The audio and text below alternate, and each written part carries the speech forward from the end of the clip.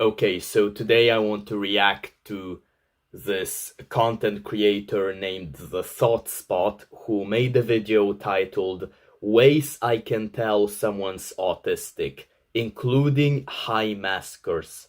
Because as an autistic person myself, I disagree with some of the things she says, while I agree with other things.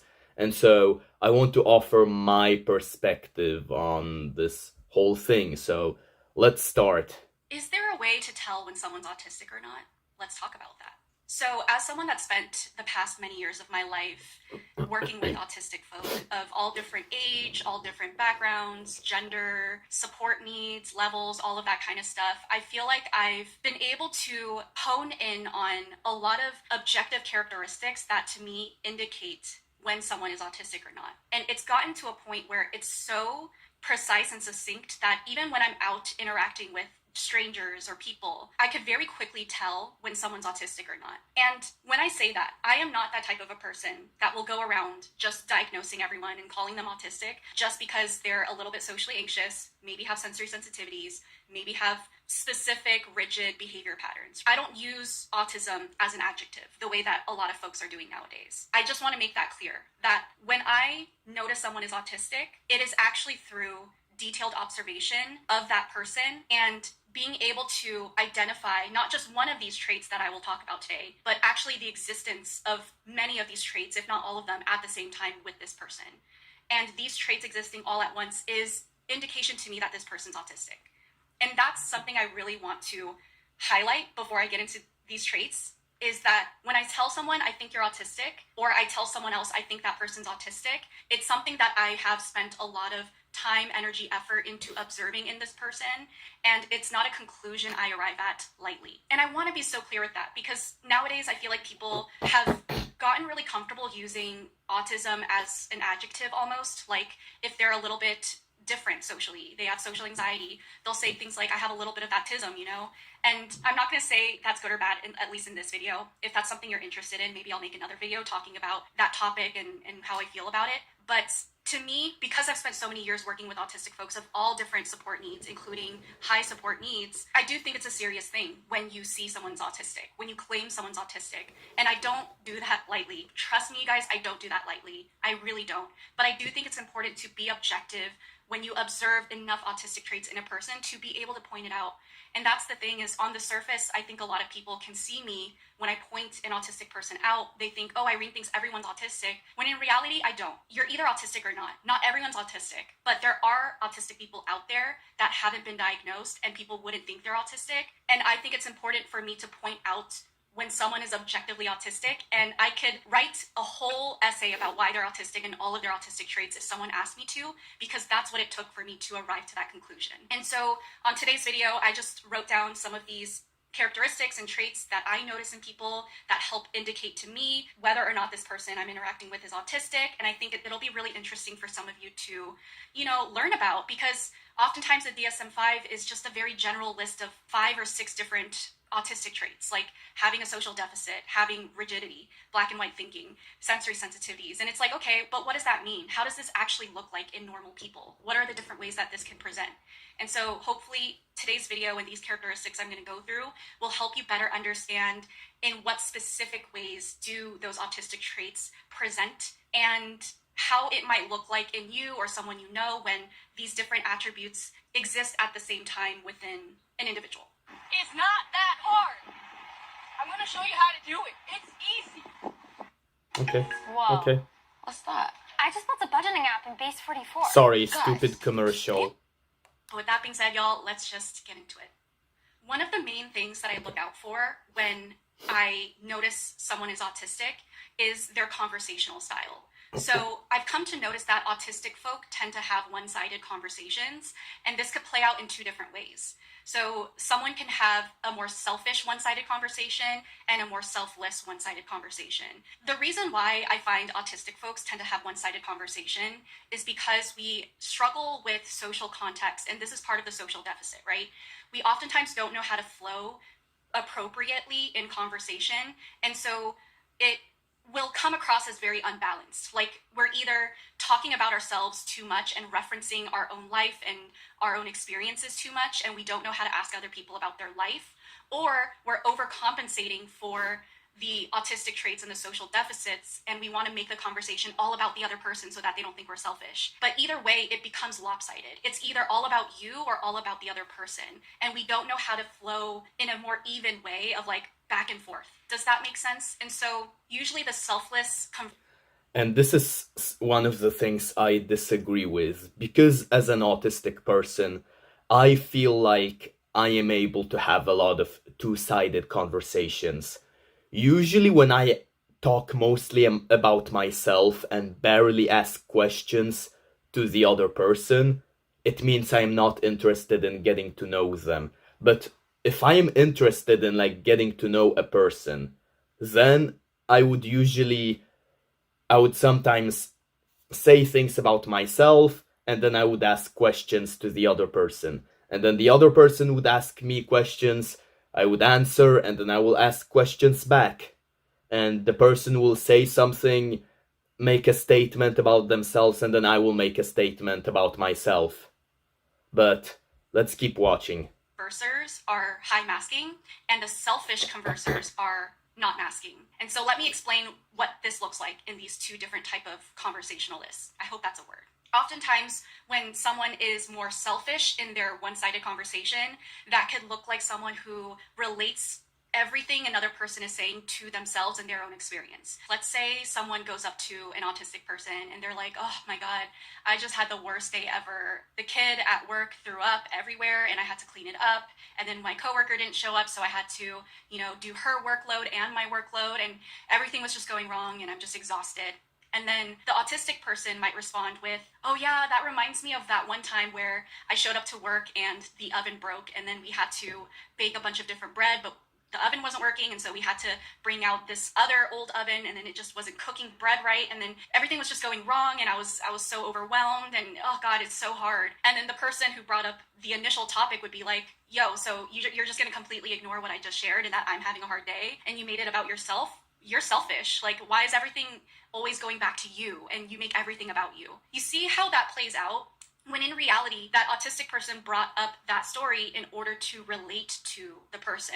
It's basically their way of saying, I know what it feels like to have a hard day, and we could share that lived experience together and not feel so alone. The second autist, right, the high masking one, is aware that people perceive this first autist as selfish. Wow, dude. Bravo. You blew it. This is an absolute disgrace. All you had to do was never fuck up ever. Is that so much to ask? We gotta limit our exposure on this. You're no longer safe. We have to leave town, establish a new identity. God, your loved ones must be so disappointed. Along with their parents, they're disowning you. Deservedly so. Consider the pooch screwed. And so when you're a high masking autist, you try to overcompensate for coming across as selfish by making every interaction and conversation about the other person all the time. The flogging has only just begun. You know the chokey from Matilda? You're going in there. We gotta ruminate on this, like forever. These are healthy and realistic expectations. With my help, we'll make you perfect. Then no one can hurt us ever again. So what that looks like is constantly asking people questions about how they're doing, how they feel, like everything is about them. And so whenever you're talking to someone, it's like, oh, how's your day? And then they share. And then you're like, oh, that must be hard. What do you think you're going to do about that? And then they share. And then before you know it, hours pass and you're like exhausted because you didn't talk about yourself. The other person knows nothing about you. It's all about them. And the thing is like, this sort of autist creates an uneven dynamic, even if the other person would actually not mind talking about you too. But because you are always asking questions, you don't give another person opportunity to ask about you or be curious about you. You know what I'm saying? And so it could feel very uneven, like you're constantly the one giving and giving and giving. Another way that this can look like and come across is being the person that always digests other people's information, and you're constantly understanding them and why they're doing what they're doing and how they feel. That's so fair. Honestly, that's so fair. That's so fair. Yeah. Oh, you slept in today? Yeah. Well, that's fair. Yeah, I mean, that's fair. But the other person has no idea what you're going through or how you feel or... No, when I'm masking, I will probably respond to a person saying, oh, my day was so horrible. I will probably respond by saying, oh yeah, that reminds me of the day my oven broke, blah blah blah. But anyways, how are you feeling now? I hope you're feeling better now. So, I will still talk about myself because I simply love talking about myself, but I can still ask questions and be a little bit selfless too, to not be completely selfish. But I'm not gonna be completely selfless. Anything about you. So this sort of autist will say a lot of things like, oh, that makes sense. Oh, that's interesting. Oh, I see. Or, okay, that's fair, but not have anything to say back about like yourself or how you may relate or what you think. And I'm not one of them. The uneven conversation happens with you're constantly receiving everything from the other person and digesting it, but you're not giving them anything to digest from you. Does that make sense? And so it looks like either you're doing all the work for the other person or you're the only one digesting information for them. But they're never ever digesting what you have to give to them or supporting you, because you remove yourself completely from that equation just so you could come across as not selfish. Basically, when I see someone only able to have one-sided conversations, whether that's selfishly or selflessly, that's usually a good indication to me that this person's autistic.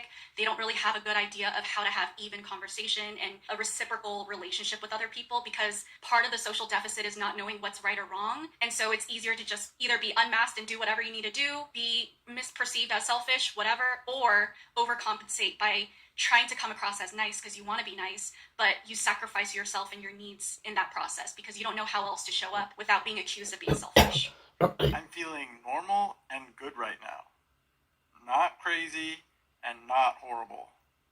So, another way I could tell someone's autistic. Yeah, so I can understand that some autistic people act this way, but I can say she would not be able to tell that I am autistic, at least from this trait. Is observing how they respond to my tangents or my random information dumps. I feel like a lot of neurotypical or appropriate conversations is small talk, and there's a specific flow in which small talk usually plays out. And so for me as an unmasked autistic, there's certain moments where I will abruptly shift from a certain small talk into something completely unrelated. So I could start off talking about, oh, how was your week? How are you feeling? And then we might get into it a little bit. And all of a sudden I shift gears into, did you know that cows could be really, really good swimmers? Or I could shift into, have you ever thought about what it would be like to open a doggy daycare, but only for senior dogs? Sources confirm your vibe was weird, and yes, everyone felt it. Do you think it's important to have some resiliency while you're navigating the Sorry, another stupid commercial. If the person I'm talking to is able to shift gears with me without feeling thrown off, or they aren't judging me, if anything, I could see a glimmer in their eyes, so they're responding to me almost with relief, like, oh my god, they're excited about this topic, right? That's usually an indication to me that they're neurodivergent or autistic, because even if this person is masked, right, I feel like there's always some sort of relief when I bring up some sort of random topic that is actually interesting for us to chew on and talk about, and not have to go through the trouble of transitioning from how your week was to a senior doggy daycare concept. It's just, let's just shift gears. Let's jump into this thing and start talking about it. If I start to see that we could flow from all different topics without judgment, and it's just energizing, and we can keep going and going and going, and it's so fun and entertaining, and we could technically not know anything about each other because we didn't talk about our jobs, our age, or anything about us, but we just explored all these random topics that don't matter, but it's still that interesting and that stimulating for us. That's usually an indication to me that this person's autistic. If they're able to do it, autistic. If they take pleasure in it, they're autistic. If they match me in that and they start bringing up things that don't make sense or don't relate, autistic. And usually, if this person is a masked autistic, what that looks like to me is when I shift gears, there's a sort of rustiness to it where they're like, oh, now we're talking about this. Okay. Oh, now we switch to this. I could see that, but the difference is a non-autistic person would judge me for shifting into these random topics. They would be like, oh, okay, I guess a senior doggy daycare would be cool.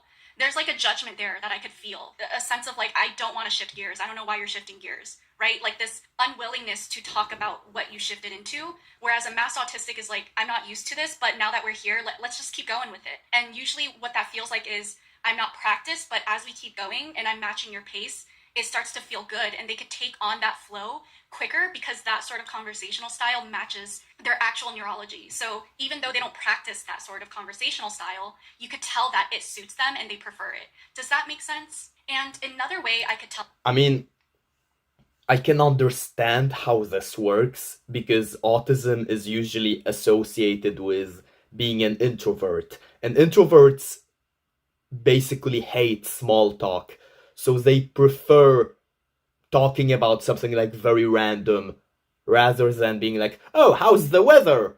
So I can see why introverts, like autistic people who are introverts, would be kind of relieved when someone goes into a more meaningful conversation, even if it's the most random thing imaginable. However, I feel like this mostly works when this other person talks about something that the autistic person is also really interested in. In my example, let's say I am interested, one of the things I'm interested in is roller coasters. If someone would go in a tangent about roller coasters, then yes, we will both like start talking like about some really deep facts about roller coasters. But if they instead start talking about some things that I'm not interested in, let's say hentai. If they start talking about hentai and being like, oh yeah, I watched this hentai. This hentai was created in 2004. It was created by. If they start talking about it, like I will start judging this other person like deep down, but I will try to match their energy nonetheless, just to seem polite. So I will be like, yeah, that seems interesting. Yeah, it reminds me of this Western cartoon, I guess. Someone is autistic Okay, through third conversing trait. with them is, it's so interesting for me to talk about this out loud, is the way that they're processing what I'm saying. I notice that when I'm talking to a non-autistic person, there's always a layer of detachment to it where I'm talking and they're not really paying attention to what I'm saying. My house almost got robbed yesterday. My whole family could have died. No, Yeah. did you hear me? Yeah. Oh, I'm not Did you hear me? Because they just need the general idea of what I'm saying. All they really need is the context. Like, Irene does this for work. Irene is this age. Irene is at this point in her life. And all these other details don't really matter to them. I don't know about you guys, but when I'm talking to non-autistic people, I will go through all of these different details about myself, and I could just tell that they're not fully paying attention, because I could be mid-sentence and before I even say anything, they're already like, oh yeah, and you could tell that they're not even really responding to what you're saying. They're just like listening to you talk but not processing it, if that makes sense. Whereas when I'm talking to an autistic person, I could tell they're paying attention to every single detail about what I'm sharing, and they're observing everything about me. Their eyes are constantly shifting and processing, and I could tell in the way they respond to me, because as soon as I finish saying what I'm saying, they respond exactly to what I just shared. So I could tell they actually paid attention, and I could tell that there's also a part of their brain that's trying to calculate what sort of response they have to give me given the information I just shared. So they're actively trying to calculate, if Irene shared all of these things, does that mean I should respond in this way? It's a sense of like information overload is what it is. When I'm talking to non-autistic people, they seem very disconnected, and that's why the conversation is very low stakes for them. They know generally like how to respond to keep the conversation going. In reality, they're not really invested. They don't really care. They're only digesting maybe a fourth of the information, but because they're non-autistic, they only need a fourth of the information to survive socially. Whereas when I talk to autistic people, they're processing 100% of the conversation and all these other environmental and sensory details in order to figure out how to be socially appropriate in their responses. I'm here in the nutrition center. Okay, while there's a commercial, I can say this is like one of the things where, as an autistic person, I just think, is this not normal? Like, I thought that trying to understand what the other person is saying and then trying to come up with like a good response, like, I thought that's normal, but apparently not. What's up, guys? Hey! Apparently only autistic people do this. Oh. Okay. The more you know. Nice, nailed it. What? Shoulder? What the? Sorry. Freak shit. Fuck. You see Ben? Sven, what's up, my man? How you doing? Hey, what's he doing? What is this? Fist bumper attack. Sven, what the fuck? Oh, damn it. fucked. What are we doing, fist bump? No, alright. We're doing a fist bump or a dap? That's alright. Good night, man. Maddie! Hey, secret handshake? Oh, yeah, right. This brings out Vietnam War flashbacks in me as an autistic person. I just have to say that. Yeah, thanks, guys. It's an acceptable grade. I'll take it. Whatever. Could have done better, but it's fine. And so I feel like when I'm talking to an autistic person, they're very attuned to me, is what I noticed. Like everything I'm saying and doing, they're noticing and they're responding to the best of their ability to how I'm presenting myself and sharing. I think a lot of it has to do with that's our natural way of processing. And I think also another aspect of it is that's a survival mechanism. That's how autistic people have had to learn to socialize in order to blend in and camouflage as much as possible, is to be almost like too aware and too hyper attuned. Because if we're not, we tend to miss things. Okay, I need to drink some water. I'm so thirsty. I also have to take a break. I have to charge my headphones. Okay, so another way I can tell someone's autistic is whether they feel triggered by my observations of them or they feel touched by my observations of them. So as someone who is very observational of other people,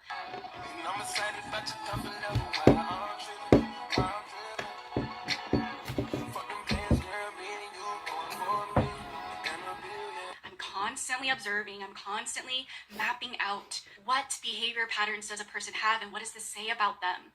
When I reflect to another person what I see in them, and I reflect to them how they are as a person and why they do what they do, and what are their coping mechanisms, what are the ways that they show up in love, what are the ways that they try to, show others they love, what are their ways to receive love, what are they incapable of doing, what are their trauma responses. When I reflect that to another person, what I've come to notice is non-autistic people will feel extremely triggered by my observations because they feel called out. To them, if you see all of those things that they're trying to hide because they're hiding those things in order to be more digestible and socially acceptable, me calling out those hidden traits will actually make them feel like they're failing, and I'm actually calling those traits out to make them feel bad about themselves. You know what I'm saying? Whereas when I reflect that to an autistic person, regardless of if they're high masking or not, I notice that autistic people will feel extremely, extremely touched because they crave deeply to be seen and to be understood. It is so low. And this is the thing that I so strongly disagree with. This is like the thing I disagree with the most. Whether someone gets triggered or touched by your observations, that is not the difference between being neurotypical versus neurodivergent/autistic. That is the difference between being triggered equals insecure, touched equals confident. If you are a confident neurotypical, you will get touched by others' observations. If you are an insecure autistic, you will get triggered by others' observations. How do I know that? Because I used to be insecure about my autism for most of my life. So, whenever people would comment me on saying something like, "Oh, you do funny things with your hands in those situations," I would be like, "No, I don't. No, I don't. No, I'm not." And they are like, "Yes, you do. I saw that." "No, I'm not. I did not do anything. You did not see anything." So yeah, I felt called out in all those situations. I felt like I was failing to fit in, to blend in. And I'm autistic. So sorry, but I strongly disagree with this one. Like, this is just how confident versus insecure people act, not how non-autistic versus autistic people react. Sorry. When you're autistic, existing in a society where no one actually sees you. People are constantly misinterpreting you, projecting onto you what they want to know, what they want to see in you, and you feel so lonely in that experience, right?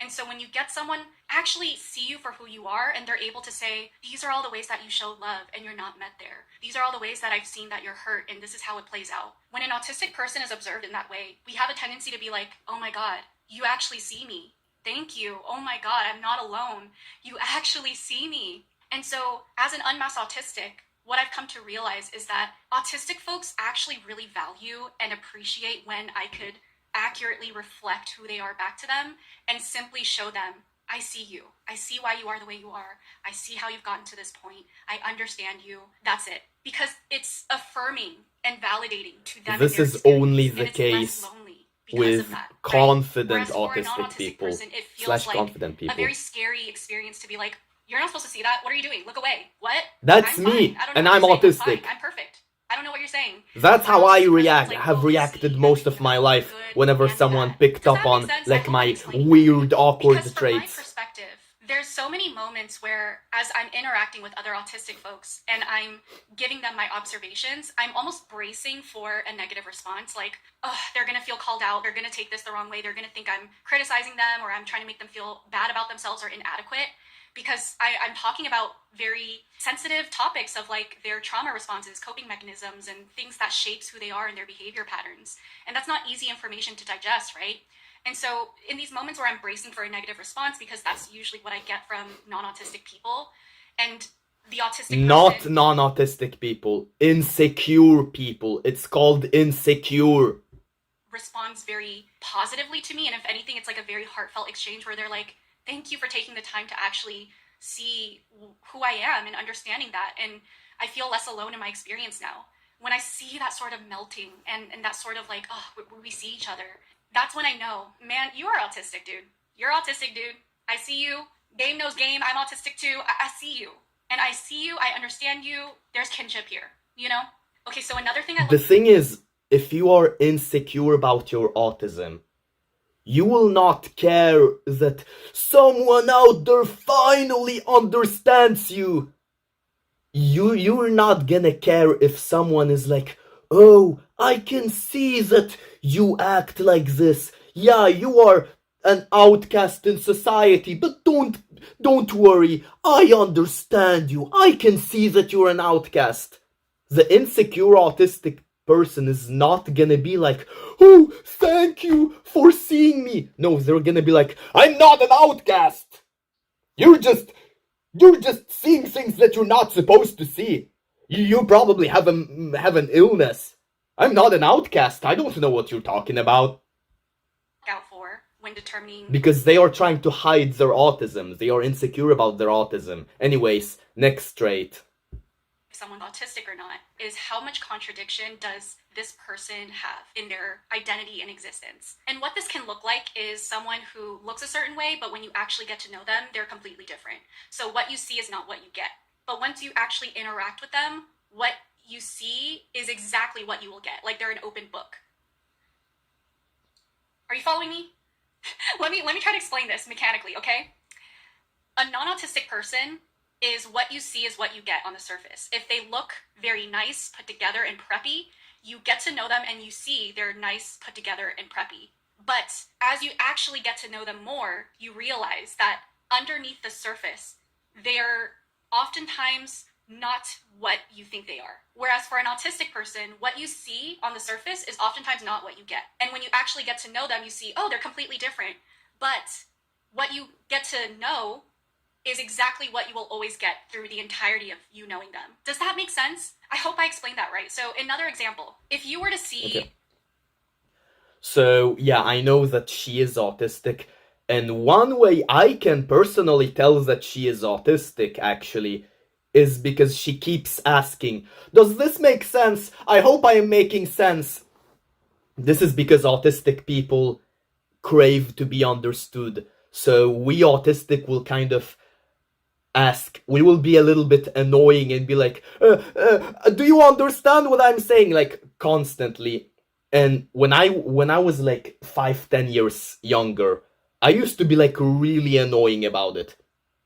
Whenever I explained something, I was like, okay, so I went, there is a tower. You know, tower. You know what a tower is, okay? Okay, good. So, in that tower, on the top floor, you understand, top floor. You know what the top floor is? Good. Okay. In the top floor, there is in order to get there, you have to go through this huge staircase. You know staircase. You know what a staircase is, okay? Do you understand? Staircase. Imagine staircase. Yeah, so you had to go through this staircase. And this staircase was so long, long, that when you walked, your legs were really hurting. You can you imagine the pain in the legs? Yeah, the pain you're imagining. That's the pain you felt when you were going through that tower. Like, as an autistic person, you always assume that people misunderstand you. So you have to kind of ask for affirmation and be like, you need to have that, like, acknowledgement that people understand you. So that is why she keeps asking, does this make sense? I hope I'm explaining things in a way that makes sense. In my own videos, I'm usually doing that by being like, blah, blah, blah, blah, blah, if that makes sense. That is my way to kind of mask it, so I don't come off as annoying, so I don't be like, tower, you know what a tower is. So yeah, that's how I am able to tell that she is autistic. A very scary looking person. They look very intimidating, they have a resting bitch face, and you're like, oh, they look very unfriendly. But let's say you go up to them and you talk to them and you realize, oh, they're actually really nice. They bring you cupcakes because you said you like cupcakes, and they offer to watch your dog because you need a dog sitter. And so you're like, oh, I didn't expect you to be so nice based off of what you look like. I thought you would be really mean and scary. What you'll notice is that throughout the entirety of you knowing them, they're a consistent person. They will always be a kind person. They don't switch up on you. What you see is exactly what you get. Whereas a non-autistic person might seem very nice, they fit in on the surface, you go up to them, you talk to them, and what you see is exactly what you get. They seem nice and kind on the surface, but as you get to know them more and more, other stuff starts to come out and you feel like there's a mismatch of like, oh, I didn't know that you're the type of person that talks crap about other people behind their backs. I don't know you're the type of person that will judge me any single time I do something different from you. And if I don't do everything the same as you, you're gonna be upset with me and think that I'm a bad friend. And then you start to realize, like, what you saw on the surface when you first met them isn't actually who they are. Like, there's a lot of social contracts there, Whereas with the autist that has a lot of contradictions, because there's no social contracts, their sense of self is stable throughout the entirety of you knowing them. Nothing is going to change how they carry themselves and who they are. Whereas the non-autistic person will change depending on how much of the social contract you are upholding as you're with them. When I'm out and I'm interacting with people and I don't really know them yet, I see who they are, I'm studying how do they dress, how do they present themselves, how do they talk. I get to know who they actually are outside of the surface level. And as soon as I start mapping out that these actual internal traits contradicts the external presentation, autism. Because your interest in how you... I mean, I feel like a lot of people seem to like me at first, when they first get to know me. Why? Because I put on a mask. I try to seem nice and friendly. Imagine Patrick Bateman. I'm like, what did he say? I'm like, perfect, amazing, yeah, he's so great. Let's see. Crap, why am I forgetting Patrick Bateman quotes? Let's see Paul Allen's card. I'm like putting on a mask and appearing to be like socially calibrated so I can get people to like me. But then eventually I feel like I have a lot of inner demons in me. So I feel like I've never really experienced this where people like eventually stop liking me, but I feel like whenever I first get to know someone, I'm like, oh yeah, that person will probably stop liking me once they get to know my dark side. That's my experience, at least. Present yourself when you're autistic oftentimes is completely different than who you actually are as a soul and as a consciousness, And the ability to unapologetically show up as your authentic self outside of whether or not that matches your external shell is a social deficit in and of itself. And oftentimes I find that the outside world does not react. Yeah, I don't seem to have that social deficit because, like I said, I am like Patrick Bateman in many conversations. I put on a mask. To these sorts of autists very well because people hate when they think they're going to get something from you and they don't. Think of your outside shell, what you look like and how you present, how you dress as a storefront, right? If someone sees a storefront is filled with a bunch of pretty dresses, but they go in and it's a guitar store, they're going to be like, what the hell? I came in for dresses, not guitars. And that's what it's like when you're autistic and you are filled with contradiction, is like people will have such negative adverse reactions when they actually get to know you, thinking it's going to play out a certain way and they're going to get certain social contract needs met, and you're not playing that game with them and you're not offering what they thought you would offer. But the inverse to that is other autistics will actually take pleasure in the fact that you're contradictory. They will be attracted to you because the storefront looks a certain way. When we walk in, we see, oh my God, there's all these other things you're selling. Like, I thought you were just gonna have dresses, but you have guitars, you have ropes, you have chains, you have jewelry. Like, oh my God, this is so fun. I didn't expect you to have all these other things about you. Autistics will see the contradiction and be like, yes, this makes you more fun, this makes you more nuanced as a consciousness, and that makes it more stimulating for me to get to know you. That's something to think about. How someone else reacts to your contradictions is also a way to see whether or not another person's autistic as well. So oftentimes when you're autistic and another person's autistic, you guys will take pleasure in each other's contradictions. You'll want to dig deeper and learn more. And usually non-autistic people will respond negatively to your contradictions. You see what I'm saying here? Okay, so this next trait is somewhat similar to the one that I just shared, and it's how unlikable is this person to the general public. Imagine hating on me when I'm just in my room, also hating on me. You're spending all this energy and time hating on me when I'm doing it better than you anyways. And honestly, for lower effort. I'm not putting in nearly as much energy as you, and I'm still hating on myself. Like, my brain is already hating on me. It's not on my team. Like, my own brain is not on my side. Make that make sense. Stop wasting your time hating on me. I do it enough. I'm good. If you're a first or second year med student taking anatomy and you're feeling a little bit overwhelmed because of how much information... Usually when I see there's one person that's very easily alienated and disliked by other people, that's an indication to me that they're autistic, because oftentimes we're not even trying to be disliked, but we end up being disliked because the way that we socialize is different and it's easily taken the wrong way. The magic of endorphins. I'm in a state of total euphoria.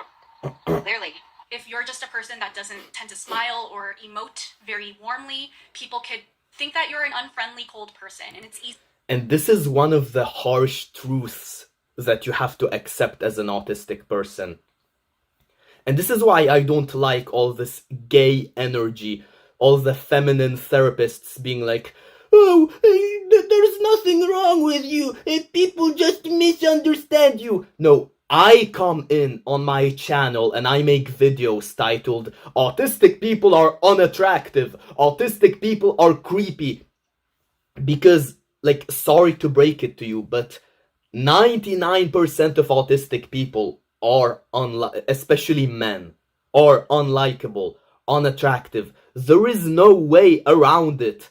Like, I'm not gonna be like, you are attractive, people just misunderstand. No, if people don't like you, you are unlikable by definition. If people are not attracted to you, you are unattractive by definition. So, I'm just telling it as it is. I'm just giving, like, the brutal, straightforward, blunt, bold honesty on my channel. To isolate a cold, unfriendly person, right? That's one thing I look out for. How easy is it for this person to be black sheeped? And likewise, when I actually get to know that black sheep, are they able to understand why people dislike them? The other day, I was talking to someone that's autistic. They don't know they're autistic, they're not diagnosed. And they were going into detailed explanations of, I was talking to this person the other day and I felt like something switched. I don't know what happened, but it seemed like one day this person was okay with me. The next day they were upset with me. They couldn't even look at me. They scowled at me. They were avoiding me. Maybe it's because I said this thing to them the other day and they took offense to it. Or is it because the way that I look at people rubbed them the wrong way because I have shifty eyes? It's not just them that was upset with me. Their friends stopped talking to me and no one would talk to me. I don't know what I did. They went into so much detail about all these observations. And then at the end of it, they're like, I don't know what I did wrong. Is it this or that? And why would they be offended by that? You know what I'm saying? And they were like, I don't even know what to do at this point because I don't know what I did wrong. And I remember at the end of them processing out loud to me, I was like, dude, you're autistic. You're autistic. And they're like, why? Why do you think I'm autistic? And I'm like, because nothing went missed by you. You noticed everything. Get ready, so get set, so hang on, so buckle up, so sit tight, so strap yourself in, so brace yourself, so keep your eyes open, so fasten your seatbelt, so stick around, so hang on, so get ready. You just have to be ready. You noticed more detail than a non-autistic person, but you still are confused as to what happened and how to react. That is autism. That is autism. That is not just autism. That is a bad thing about autism. Like, once again, I'm a blunt, straightforward person, so I'm just gonna be straightforward here. This is a fucking horrible aspect of autism. Like, imagine, we as autistic people, it's being disliked is one thing. It's another thing to be disliked and constantly wonder why you are disliked and never have answers and constantly be confused and be like, I don't fucking understand. Life just becomes like this confusing riddle and you need answers. This is a fucking hell on earth. Like, I don't wish this life on my worst enemy. And that is why on my channel, like, I'm very bold about what it's like to be autistic, and I also teach out healthy ways to cope with, for example, the fact that you are unlikable, that you are unattractive, how to potentially become more likable, more attractive, that kind of stuff. And also ways to potentially find out why people don't like you. One of the things in this case, if you are in this situation and you don't want to live hell on earth, you don't want to live this life of constant torture, what do? If you suspect that someone does not like you because you are able to pick up on all the traits that tell you that they don't like you, they'd be like, oh, sorry, I'm autistic, did I make something wrong? I feel like I made you uncomfortable, but I don't know what. I am autistic. I realize that I have a problem with, like, social conversations. I know that people might not like me because I might come off as awkward. If I did something wrong, let me know so I don't make that in the future. That's what you can say. That should go a long way. You noticed every little gesture they did, every little minute little change, and I was not supposed to rhyme as to why this person is upset with you, if they're upset, why they're upset, and what you should do about it. Because the thing is non-autistic people will know exactly why people are upset with them and what to do about it, but with half the information. You see what I'm saying here? Non-autistic people don't need to know much to know exactly how to respond. But autistic folks see everything and still may not know how to respond or what happened. Think about that, y'all. Think about it. Okay, so this next trait that I look out for is how much does this person light up when they're talking about their special interest? And how much are they lighting up despite it being socially acceptable? The difference to me between a person talking about a special interest as a non-autistic person versus an autistic person is the difference between their passion talking about their special interest versus their normal baseline. So what I've come to notice is that for non-autistic people, there's not a big difference between them talking about something they're passionate about. Okay, so this part I actually included in my video titled How Autistic Men Can Be More Attractive. I'm gonna skip this part now because my video is already getting really long, but go and watch that video if you want to know more. But basically, I can summarize it by saying that autistic people usually light up. They have this energy when they kind of switch their behavior once they start talking about their special interests. And I have said in that video that that is actually an attractive trait in autistic people, but only if you talk about your interests with people who are willing to listen to your interests. So preferably people who share your interests. But if you talk about your interests to people who are not interested in hearing you talk about your interests, and you start yapping about like your hyperfixations on planes or whatever, they will just be like, no one cares.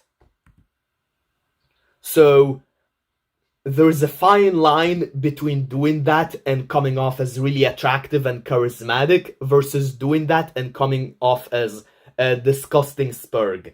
And so if you want to come off as attractive and charismatic and not as a disgusting spurg, then watch that video. Them to be passionate about it, but almost like a different person, like Okay, let's see. talking about this, a sick person sort of social benefit that other people think, whereas other people care. Love it. It's just, I hope this has been very enlightening for you guys, or even just validating to see some of these. Oh yeah, so this was the video. Make sure to like, subscribe, and comment if you want more insight on autism, and join my Discord, which is in the description down below.